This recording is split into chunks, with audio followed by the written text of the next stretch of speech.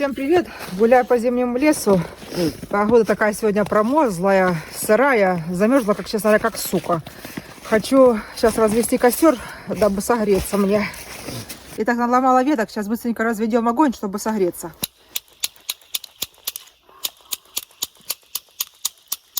Да, блядь, да кто может эти в влажном лесу распалить эти влажные ветки? Полчаса уже драчусь с этим костром, только у ютуберов, бушкрафтеров говорят, эти влажные ветки как ракетное топливо.